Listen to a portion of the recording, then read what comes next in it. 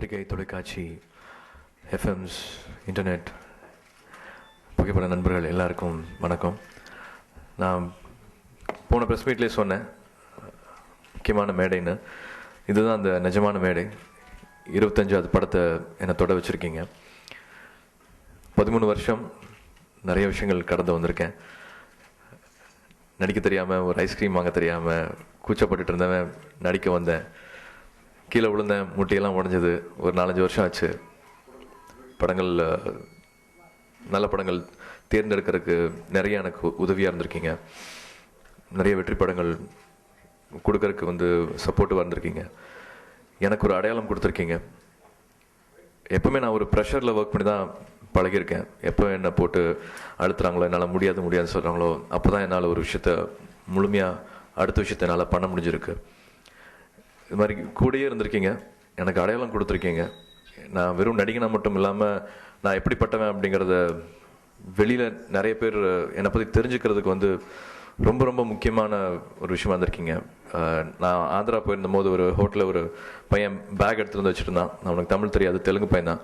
But இங்கே நான் Raghuvaran sir பற்றி பேசின ஒரு விஷயம் அந்த நம்ம பத்திரிக்கையில் எழுதப்பட்டு, அது அங்கே தெலுங்குலேயும் எழுதப்பட்டு, எனக்கு அந்த வார்த்தைகள்லாம் எனக்கு இன்ஸ்பிரேஷன். சார், நான் வாழ்க்கையில் ஜெயிப்பேன் சார், நான் உங்களை மாதிரி வாழ்க்கையில் ஜெயிப்பேன், நீங்கள் உங்கள் மனசில் தோணுதெல்லாம் நீங்கள் சொல்லியிருக்கீங்க, எனக்கு அது ரொம்ப இன்ஸ்பிரேஷனாக இருந்ததுன்ட்டு அவன் சொன்னது எனக்கு ரொம்ப அப்படி ஆச்சரியமாகவும் புல்லரிப்பாகவும் இருந்தது. இதே மாதிரி நிறைய சம்பவங்கள் பாம்பேலேருந்து மெயில்ஸு நான் உங்களை வாட்ச் பண்ணிகிட்டே இருக்கேன். நீங்கள் செய்கிற ஒரு சின்ன சின்ன விஷயங்களும் நான் இன்டர்நெட்டில் படிக்கிறேன். எனக்கு அது இன்ஸ்பிரேஷனாக இருக்குது, என்னோட கெரியருக்கு அது ஹெல்ப் பண்ணுது அப்படின்னு சொல்கிறாங்க. ஸோ இன்டெரக்டாக நான் பண்ணுற படங்கள் மட்டும் இல்லாமல் நான் என் வாழ்க்கையில் நடக்கிற சின்ன சின்ன விஷயங்களை வெளியில் சொல்லி எனக்கு நிறைய மரியாதை வாங்கி கொடுத்துருக்கீங்க. நான் கோச்சிருக்கேன், நடுவில் 1-2 கோச்சிருக்கேன். பட் எனக்கு அப்பா அம்மா மாதிரி நீங்கள். எங்கள் அப்பா அம்மாவை என்னால் மாற்ற முடியாது, அது மாதிரி நீங்கள் எங்கள் அப்பா அம்மா மாதிரி. நான் கோச்சாலும் நான் உங்ககிட்ட தான் இருப்பேன், உங்களால தான் நான் இப்படி இருக்கேன். ஸோ என்னோடய 25வது படம் மேடையில் நான் மறுபடியும் உங்கள் எல்லாருக்கும் நான் பெரிய நன்றி சொல்லணும்னு நான் நினைக்கிறேன். எனக்கு இந்த அடையாளம் கொடுத்ததுக்கு, இந்த மேடை கொடுத்ததுக்கு, என்னவா உருவாக்குன உங்கள் எல்லாருக்கும் மறுபடியும் மறுபடியும் மறுபடியும் சிறந்தால நன்றிகள் நான் தெரிவிச்சுக்கிறேன். 25வது படம் ஹரி சார் கூட நான் காக்கா பண்ணியிருக்கேன். சாரும் சாமி பண்ணியிருக்காரு. மறுபடியும் உடனே படம் வேண்டாம் அப்படின்னு 2 பேருமே நினச்சோம், அந்த காப் ஃபிலிம் வேண்டாம் அப்படின்னு நினச்சோம். பட் ஹரி சார் கொடுத்த அந்த கேரக்டர் ஸ்கெட்ச் எனக்கு ரொம்ப பிடிச்சிருந்தது. நான் மெட்ராஸ்லேயே வாழ்ந்துட்டு இருக்கிற பையன். எனக்கு சொந்தக்காரங்க அப்படின்னு பார்த்தா மெட்ராஸில் 360 டிகிரி சுற்றி பார்த்தாலும் கண்டுபிடிக்க முடியாது. ரொம்ப ரேர், ரொம்ப தூரத்து சொந்தக்காரங்க தான் இருப்பாங்க. ஸோ என் சொந்தக்காரங்க எல்லாருமே கிராமத்தில் தான் இருக்காங்க. அத்தை, பெரியம்மா, மாமா எல்லாருமே அங்கே தான் இருக்காங்க. வருஷத்தில் ஒரு 2 வாட்டி 3 வாட்டி வருவாங்க. அவங்களோட வாழ்க்கை வேறு. நாங்கள் ஒரே ஃபேமிலியாக இருந்தாலும் அவங்க வாழ்க்கை வேறையாக தான் இருக்குது. எங்களோட வாழ்க்கை மெட்ராஸில் வேறு மாதிரி தான் இருக்குது. நாங்கள் போகிற ரெஸ்டாரண்ட் ஆகட்டும், நாங்கள் போகிற ட்ரெஸ்ஸிங்கு, எங்களோட லைஃப் ஸ்டைல் எல்லாமே வேறு மாதிரி தான் இருக்குது. பேசிக் எமோஷன்ஸ், சென்டிமெண்ட்ஸ் எல்லாமே மாறிடுது. மெட்ராஸ் வந்தால் மாறிடுது. அப்பப்போ இந்த மாதிரியான படங்கள் இது வேணுன்ட்டே நான் பண்ணுறதுனால மட்டும் இந்த படம் இந்த மாதிரி இல்லை. அது இன்னொருத்தர் அந்த இடத்துல இருந்தாலும் இப்படி தான் ரியாக்ட் பண்ணுவார் அப்படிங்கிற மாதிரி ஒரு அழகான ஸ்கெட்ச் ஹரி சார் கொடுத்தாரு.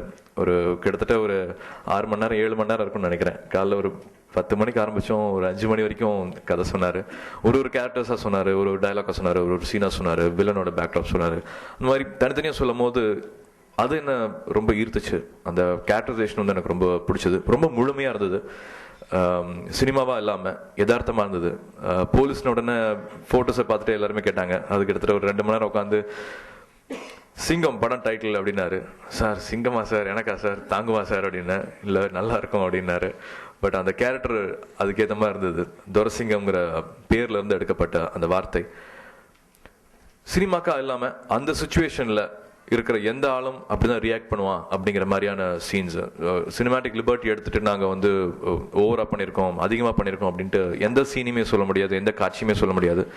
இன்ஃபேக்ட் வசனம் கூட அந்த அந்த ப்ரெஷரில் இருக்கிற ஒருத்தன் அப்படிதான் ரியாக்ட் பண்ணுவான் அப்படிங்கிற மாதிரி அந்த கேரக்டரைசேஷன் இருந்தது. போலீஸ்காரன் அப்படிங்கிறதுனால எப்பவுமே வெறப்பாக இருக்கணும், தான் லாவை கையில் எடுத்துகிட்டு என்ன வேணாலும் பண்ணலாம். ஒரு சூப்பர் பவர் இருக்கிறவன் போலீஸ்காரன் ஆர்டினரி ஹியூமன் பீயிங்ஸ் கிட்ட இருந்து, அவங்களோட ப்ரொஃபஷனில் இருந்து இல்லாமல், ஒரு போலீஸ்காரனாக இருந்தால் is even more a match person அப்படிங்கிறது இல்லாமல் ரொம்ப யதார்த்தமானவனா படத்தில் காமிச்சிருப்பாரு. வேண்டாமே இந்த அரெஸ்ட் வேண்டாமே, நீங்கள் போங்க, நீங்கள் எனக்கு பெரியப்பா சித்தப்பா இந்த மாதிரிலாம் சண்டை போட்டுருக்காதீங்க, இது ஒரு சாதாரண விஷயம், கை கொடுங்க போங்க, உங்களை போய் நான் எப்படி நான் ஜெயில போடுறதுங்கிற மாதிரி ரொம்ப ஒரு ஆர்டினரி பர்சனாக வந்து இந்த கேரக்டர் வந்து அப்ரோச் பண்ணியிருப்பார். போலீஸ்காரனா இந்த மாதிரி தான் முரட்டு பிடிக்கணும் அப்படிங்கிற மாதிரி இல்லாமல், ஆமாம் நீ அந்த அவங்க பொண்டாட்டி போய் நீ போய் இது பண்ணினா நானும் அப்படி தான்டா பண்ணுவேன், கட்டிப்பிடி இதெல்லாம் பண்ணாதீங்க அப்படின்னு சொல்கிற மாதிரி, முடிஞ்ச வரைக்கும் போலீஸ் கேஸு இந்த பெரிய ப்ரொசீஜர் வேண்டாம், கவர்மெண்ட்டுக்கு இந்த டைம் கொடுக்க வேண்டாம் அப்படிங்கிற நினைக்கிற ஒரு ரொம்ப பேசிக்கான ஒரு கேரக்டர். நம்ம ரியல் லைஃப்லேயே வந்து சின்ன குழந்தைங்களுக்கு வந்து நிறைய விஷயங்கள் பிடிக்கும். ஒரு பலூன் பிடிக்கும், ஒரு சைக்கிள் பிடிக்கும், இல்லாட்டி எனக்கு ஒரு குறிப்பிட்ட பால் பாட்டில் தான் பிடிக்கும், இல்லாட்டி இந்த டிஷர்ட் தான் பிடிக்கும், இல்லை எனக்கு இந்த என் பொண்ணு சொல்லலாம் எனக்கு இந்த பிங்க் தான் பிடிக்கணும். சின்ன வயசில் நம்மளுக்கு பிடிக்கிற விஷயங்கள் நிறைய எக்கச்சக்கமாக இருக்கும். பட் நம்ம வயசு ஆக ஆக பெரியவங்கள் ஆக ஆக வந்து லைஃப்பில் பிடிக்குதுங்கிற விஷயம் வந்து ரொம்ப கம்மியாயிரும். மேபி நம்ம வேலை செய்கிற விஷயம் பிடிக்கலாம், இல்லாட்டி ரொம்ப ரேராக என் பொண்ணு பிடிக்குதுன்னு நான் சொல்லுவேன், என் ஒய்ஃப் எஸ் ஐ லவ் யூன்னு ரொம்ப ரேராக சொல்லுவேன். பட் லைஃப்பில் நம்மளுக்கு பிடிக்குதுன்னு சொல்கிற விஷயங்கள் ரொம்பவே குறைஞ்சிட்டு போகும், ஒரு மெக்கானிக்கல் லைஃபாக போயிட்டுருக்கோம். பட் துரசிங்கத்தோட கேரக்டர் அப்படி இல்லை. அவனோட கிராமம் பிடிக்கும், அவனோட கல்ச்சர் பிடிக்கும், அவன் தாமிரபரணி ஆறு பிடிக்கும், அம்மா கிட்ட சாப்பிட்றது பிடிக்கும், அம்மா டெய்லியும் சமைக்கிறது பிடிக்கும். அந்த மாதிரி சின்ன சின்ன விஷயங்கள் வந்து ரொம்ப ஏர்த்தியாக பார்ப்பான். எவ்ரிடே லைஃப்பை வந்து ரொம்ப சின்சியராக ரசிக்கிற ஒரு ஆளாக துரசிங்கம் கிராமத்தில் இருப்பான். கிராமத்துலேருந்து விட்டு போக வேண்டாம், சிட்டிக்கு போகணும்னு அவசியம் இல்லை அப்படின்னு நினைக்கிறவாள் ஏன் சிட்டிக்கு போகிறான். சினிமா ஒரு போலீஸாக இருந்தாலும் வந்து ரொம்ப வீரமாகவும் அந்த கேஸ்லாம் போடாமல் இருக்கிற ஒரு ஆள் எந்த இடத்துக்கு தள்ளப்படுறான், என்ன மாதிரியான விஷயங்கள்லாம் ஃபேஸ் பண்ணுறான் அப்படிங்கிறது வந்து படத்தில் ஹரிசார் காமிச்சுப்பார். நம்ம தமிழ் படம் பண்ணிகிட்டு இருக்கோம், இட்ஸ் அ என்டர்டெய்னர். தமிழ் படங்களாலே வந்து கண்டிப்பாக சாங்ஸும் ஃபைட் சீக்வன்ஸும் தேவை. பட் இருந்தாலும் அது எவ்வளோ அழகாக உள்ள கொண்டு வந்திருக்காரு நீங்கள் படம் பார்க்கும்போது உங்களுக்கு புரியும். ரெகுலரான என்டர்டெய்னரில் வந்து என்ன பெஸ்ட் கொடுக்க முடியும், என்ன பெஸ்ட் குவாலிட்டி கொடுக்க முடியுமோ ஐ திங்க் இந்த படத்தில் அதை நாங்கள் அச்சீவ் பண்ணியிருக்கோம். எல்லாருமே வந்து ஒரு ஹீரோ வில்லன் என்ன பண்ணுறான் அப்படின்னு எதிர்பார்ப்பாங்க. இதில் எப்படி யதார்த்தமாக அது வந்திருக்கு, எடுத்தோடனே வந்து வில்லனை எதிர்த்துக்கிறான், வில்லனை போய் அடிக்கிறான், அவனை அழிக்கிறதா ஹீரோட முதல் வேலை அப்படிங்கிற மாதிரி இல்லாமல் அதை எப்படி படத்தில் ப்ளே பண்ணியிருக்காரு அப்படிங்கிறது எல்லாமே இந்த படத்தில் ஐ திங்க் ப்ளஸ்ன்னு நினைக்கிறேன். ஒரு படம் நடந்துட்டு இருக்கும் போதே வந்து பாசிட்டிவான வைப்ரேஷன் இருக்கும். இது எங்களுக்கு அப்படிதான் இருந்தது.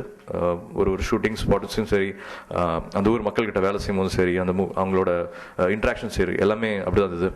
குறிப்பாக நான் அந்த கிராம வாழ்க்கைன்னு சொல்லும் போது வந்து தூத்துக்குடி பக்கத்தில் தேரியில் ஷூட் பண்ணிருக்கும் போது நான் ஏற்கனவே சொல்லியிருக்கலாம். பட் எவ்ரி இயர் கண்டிப்பாக தவறாமல் ஒரு 2 வாரம் அந்த கிராமத்து மக்கள் அங்கே வந்துட்டு போகிறாங்க. சிட்டியில் வந்து நல்ல ரிச்சான lifestyle, BMW cars, Rolls Royce, அந்த மாதிரிலாம் சிட்டியில் வந்து ரொம்ப, அதாவது ஒரு ஜெயிச்ச வாழ்க்கை, எல்லாத்தையும் வந்து ஒரு வெற்றி பார்த்த ஒரு வாழ்க்கையை வந்து சிட்டியில் வாழ்ந்துட்டு இருக்காங்க. பட் கிராமத்தை மறக்கல. இன்ஃபேக்ட் நான் உண்மையை சொல்லணும்னா நான் கிராமத்தை மறந்துட்டு தான் சொல்லணும். நான் ரொம்ப ரேராக தான் வந்து எங்கள் ஆத்தாக்கிட்டே என்னால் பேச முடியுது. கிராமத்துக்கு போகிறது ஸ்கூல் டேஸில் காலேஜ் டேஸில் ஒழுங்காக போயிட்டு இருந்தேன், இப்போ என்னால் கிராமத்துக்கு போக முடியல. பட் இவங்க அப்படி இல்லை, ஃபேமிலியோட இப்போ இருக்கிற யங் ஜென்ரேஷன் குழந்தைங்களோட எவ்ரி இயர் 2 வீக்ஸ் தவறாமல் அந்த கோயில் ஃபங்க்ஷனில் கலந்துக்கிறாங்க, மறுபடியும் அந்த கிராமத்தை புதுப்பிக்கிறாங்க. அண்ட் அவங்களோட சென்டிமெண்ட்ஸ், அவங்களோட லைஃப் ஸ்டைல், அவங்களோட கல்ச்சரை வந்து ரொம்ப உயிரோட்டமாக அவ்வளோ லைஃபாக வந்து அதை வச்சுட்ருக்காங்க. ஐ திங்க் அதெல்லாம் பார்க்கும்போது எனக்கு ரொம்ப குற்றவுணர்ச்சி இருந்தது. அதெல்லாமே மறுபடியும் I think we have covered in this film. மறுபடியும் எல்லாத்துக்கும் ஞாபகப்படுத்துகிற மாதிரி ஒரு ஜென்யூன் அட்டம்ப்டாக வந்து நான் அந்த படத்தை பார்க்குறேன். அனுஷ்கா சொல்ல வேண்டாம், அவ்வளோ ரியலிஸ்டிக்கான ஒரு பர்சன், ஒரு நடிக்கிறதுல மட்டும் ரியலிசம் இல்லாமல் ரொம்ப உண்மையானவங்களா நான் அவங்கள பார்த்தேன். அவங்களோட லைஃப் ஸ்டைல் ஆகட்டும், மற்றவங்கள்ட்ட அவங்க பேசுறது பழகிறது எல்லாமே. அஃப்கோர்ஸ் ஷுவர் இந்த படத்தில் அவங்களோட கேரக்டர் வந்து ரொம்ப அழகாகவும் ஹரிசார் சொல்லியிருக்காரு. அவங்களோட பெர்ஃபார்மன்ஸே வந்து என்ன பண்ணாலும் வந்து அது ஒரு ஓவர் ஆக்டிங்காவோ ஒரு ஆர்டிஃபிஷியலாவோ இல்லை. எந்த ட்ரெஸ் கொடுத்தாலும் வந்து no, she looks good in everything whatever she does. As a person ரொம்ப நல்லா இருந்தது. அவங்களோட பேசுறதுக்கு பழகிறதுக்கு ரொம்ப ஜென்யூனான ஒரு பர்சனாக இருந்தாங்க. And that reflects on a character. இந்த படத்தில் நடிக்கும் போது it comes across on the screen. Vivek sir கூட பண்ண காம்பினேஷன் சரி, பிரகாஷ் ராஜ் கூட பண்ண காம்பினேஷன் சரி, ரொம்ப நாளுக்கு அப்புறமா நான் அவங்க கூட பண்ணுறதுக்கு எனக்கு ஒரு வாய்ப்பு. And it was challenging. Prakash Raj sir அப்போ தான் வந்து நான் நேஷனல் அவார்டு வின்னர் ஆக்டர்னு அவார்டு எடுத்துகிட்டு வந்துட்டு ஒரு சீனியாக கூட நடிக்கிறாரு.